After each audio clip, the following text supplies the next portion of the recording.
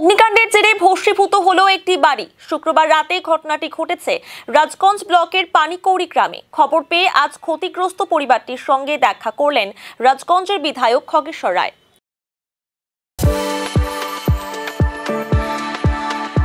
We are the dreamers, the achievers and the leaders.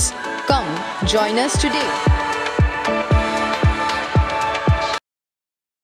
পানিকৌড়ি গ্রামের বাসিন্দা সঞ্জীব সরকার দিনমজুরের কাজ করেন। স্ত্রী সহ এক ছেলে ও এক মেয়ে রয়েছে। গতকাল রাতে তার বাড়িতে অগ্নিকাণ্ডের ঘটনা ঘটে। সেই সময় বাড়িতে কেউ ছিলেন না। স্থানীয়রাই প্রথমে আগুন নেভানোর জন্য এগিয়ে আসেন। পরে খবর পেয়ে দমকলের একটি ইঞ্জিন ঘটনাস্থলে পৌঁছায়। যদিও দমকল আসার আগেই স্থানীয়রা আগুন নিভিয়ে ফেলে। ঘরে থাকা যাবতীয় সামগ্রী সহ সমস্ত নথি পুড়ে ছাই হয়ে যায়। এদিন সঞ্জীব সরকার বলেন, অগ্নিকাণ্ডের ঘটনার সময় বাড়িতে কেউ ছিল না। বাড়ির পাশে এক বিয়ে বাড়ির অনুষ্ঠানে গিয়েছিলাম। ঘরের সবকিছুই পুড়ে গিয়েছে। সর্বশান্ত হয়ে পড়েছি বলে জানান তিনি। তারপরে আমি বাজারে চলে গেছি সন্ধ্যাবেলা। আসার পরে আমি তো বাজারও দেরি করিনি বেশিক্ষণ, তো ওরাও আবার ছিল না। ওই হলুদ কোটা না কোথায় ওই বাড়িতে গেল।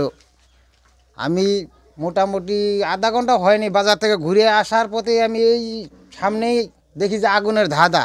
তারপরে দৌড়ে চলে আসলাম। আসার পরে তো এইগুলো রক্ষাই হলো না। কাগজপত্র টাকা আছিল 30-35 হাজার, সোনা দানা ছিল 4-5 ভরি। মনে করেন একটা কিচ্ছু আমার ঘরে নাই। এখন পড়ার মতো যে জিনিসটা আছে এইটুকুই আছে, আর কিচ্ছু নেই আমার। কি ভাবে যে লাগলো ওটা কেউ বলতে পারি না। হ্যাঁ আসছিল, পরে আসছিল। হ্যাঁ তার আগে লোকজন আছে, পাশের লোকজন আছে অনেক। আপনারাও দেখেন কি কি রক্ষা করতে পারছি।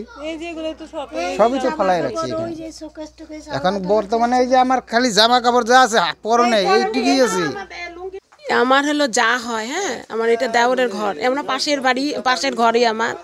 তা যাই হোক, ও ঘরে তালা দিয়ে স্যার গিয়েছে পাশের বাড়িতে। আমরা যাইনি, আমি যাব বলে আমি প্ল্যান নিচ্ছি। আমি বললাম আমার ননদ আছে, ননদের জামাই আছে, বলছি স্যার একটু চা খেয়ে নিয়ে তারপরে আমরা যাব। আমি যাইনি, আমার মেয়েই দেখেছে, আমার বড় মেয়ে দেখেছে। তারপরে লোকজন জড়ো করে আমরা হলো আগুনটা নেভানোর ব্যবস্থা করেছি। হ্যাঁ সব ঘরে থাকা সব জিনিস পুড়ে শেষ হয়ে গেছে, ছাই হয়ে গেছে। এরা রোজ এই যে মাঠে কাজ করতো, হাজিরা দিত, মানুষের লেবারি কাজ করতো স্যার। হ্যাঁ সব নিঃস্ব হয়ে গেছে স্যার, সব নিঃস্ব হয়ে গেছে। এই বাচ্চাগুলার ভবিষ্যৎ সম্পূর্ণ শেষ হয়ে গেছে। বাচ্চাগুলা, মেয়েটা ভালো পড়াশোনায় ছিল, সব কাগজপত্র পুড়ে গেছে স্যার, সব কাগজপত্র পুড়ে গেছে। আমরা যাচ্ছি, ওদের সম্পূর্ণ সব কিছু ক্ষতিপূরণ চাই স্যার। মেয়েটার জন্য আবার সব কিছু হয়, সব কিছু জন্য এরা ঘরও চায় বসবাস করার জন্য। সব কিছু আমরা আবেদন সরকারের কাছে, এটাই আমাদের আবেদন। ও তো চলার মতো কোনো রাস্তা নাই স্যার। এই বিষয়ে রাজগঞ্জের বিধায়ক খগেশ্বর রায় বলেন, আজ সকালে এই ঘটনা জানতে পারি। ছুটে এসে পরিবারের সাথে দেখা করলাম। বাড়িতে থাকা সমস্ত কিছু পুড়ে গিয়েছে।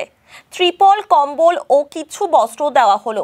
পরিবারটি যাতে সরকারিভাবে সব রকম ক্ষতিপূরণ পান তার ব্যবস্থা করা হবে। গতকাল যেটা বলি তোমাদের মাধ্যমে আমি জানতে পারলাম, এখানে প্রধানও বলেনি, বিশেষ করে আমাদের এখানটা কল্যাণ আছে, তার কাছে সকালবেলায় ফোন করলাম। ও নিজেই ফোন করছিল যেখানে পানিকৌড়িতে আমাদের সঞ্জীব সরকার দেখছেন গতকাল সন্ধ্যা 7টা নাগাদ টোটাল বাড়ি, আমার ঘরটা একটাই ঘর আছে, পুড়ে গেছে। ওই ঘরেই থাকতো আর কি। দেখলাম জামা কাপড়, কাসন বাসন থেকে শুরু করে টাকাও কিছু গেছে, গয়না কিছু সমস্ত পুড়ে গেছে। সেই শোনার সাথে সাথে যেহেতু এই এলাকার বিধায়ক, এটা আমার কর্তব্য, বিধায়কের থেকে কিছুটা আপাতত দিলাম আর কি। কম্বল টম্বল প্লাস পলিথিন, জামা কাপড় কিছু দেওয়া হলো। এবং নিশ্চয়ই যাতে আর্থিক কিছু সরকারের পক্ষ থেকে আর্থিক কিছু সাহায্য পায়। আমি আইসিকেও ফোন করলাম, থানার আইসিকেও ফোন করলাম, জয়েন্ট বিডিওকেও ফোন করলাম। ও এখনও সঞ্জীব এখনই যাবে। যেহেতু সরকারের পক্ষ থেকে কিছু সাহায্য করা যায় তার জন্য আমি নিজেও দেখতে এসেছি, এবং সরকারের পক্ষ থেকে কিছু তার সাহায্য করা যায় তার ব্যবস্থা আমি করে দেব।